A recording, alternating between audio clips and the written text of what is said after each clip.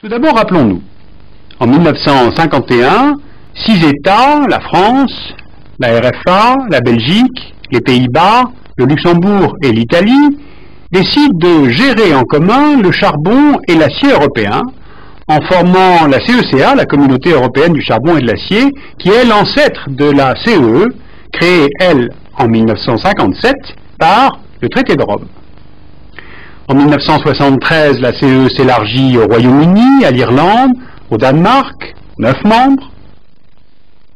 En 1980, elle accueille la Grèce, qui vient de retrouver la démocratie, 10 membres.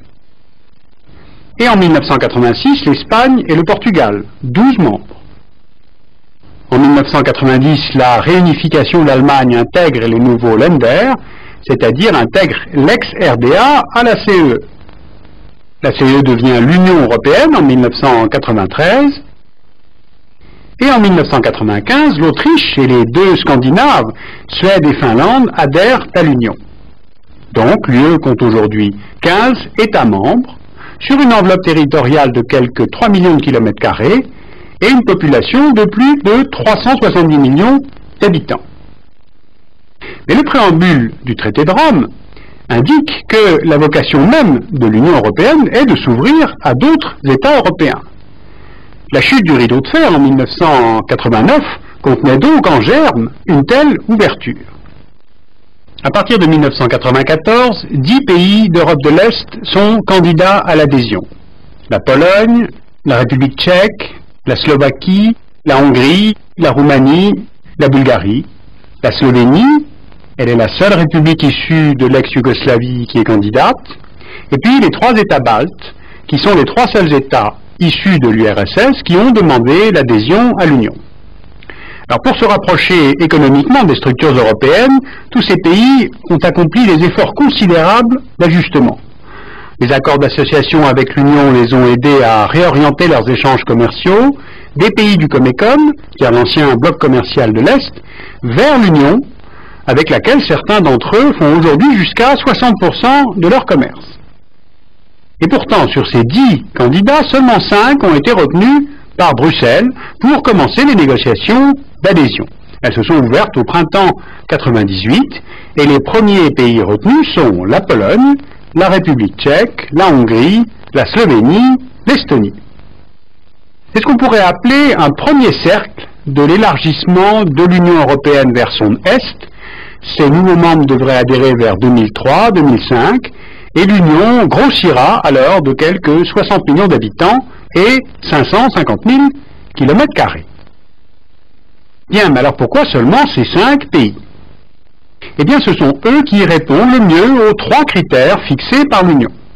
Premièrement, des institutions stables, garantissant démocratie, primauté du droit et protection des minorités. Ce premier critère a été respecté dans tous les pays de l'Est candidats, sauf en Slovaquie, où la protection de la minorité hongroise est jugée insuffisante. Deuxième critère, c'est une économie de marché viable, c'est-à-dire capable de faire face à la concurrence du marché unique européen. Ce critère-là a été respecté justement par la Slovaquie, mais pas par la Roumanie, la Bulgarie, la Lituanie et la Lettonie. Le troisième critère, c'est la capacité à absorber ce qu'on appelle l'acquis communautaire, c'est-à-dire la législation de l'Union, ses objectifs politiques, comme la politique étrangère commune, ou à terme l'euro. Tout cela demande un effort majeur d'adaptation, y compris pour les 5 premiers pays sélectionnés. Cela dit, les 5 pays écartés ne le sont pas définitivement, ils forment comme un deuxième cercle pour une phase d'élargissement ultérieure. Alors cette carte que vous avez sous les yeux nous aide à faire plusieurs constats. D'abord, le prochain élargissement de l'Union européenne est un petit peu comme une suite donnée à celui de 1995. La Slovénie, la Hongrie et la République tchèque sont toutes 3 voisines de l'Autriche et forment une sorte de hinterland économique autrichien. D'ailleurs, rappelons que ce sont là des pays qui furent historiquement dominés par Vienne dans l'Empire des Habsbourg jusqu'au début du XXe siècle. De même, l'Estonie est la tête de pont des liaisons transbaltiques avec la Suède et avec la Finlande, avec qui d'ailleurs elle partage des affinités linguistiques et culturelles. Deuxième constat, on voit que ces 5 pays du premier cercle sont géographiquement contigus à l'Union.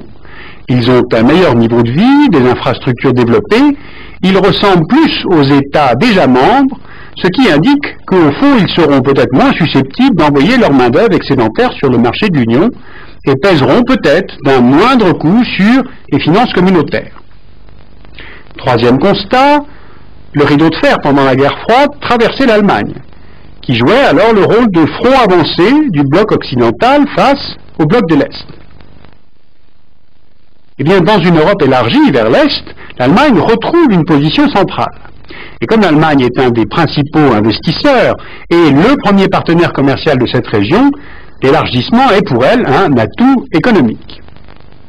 Et si on regarde maintenant plus loin, à l'Est encore, l'élargissement de l'Union s'arrête aux frontières ouest de l'Ukraine, de la Biélorussie et de la Moldavie, ce qui veut dire qu'à l'exception des pays baltes, la future limite est de l'Union sera sur une ligne identique à ce que fut la limite ouest de l'Empire soviétique.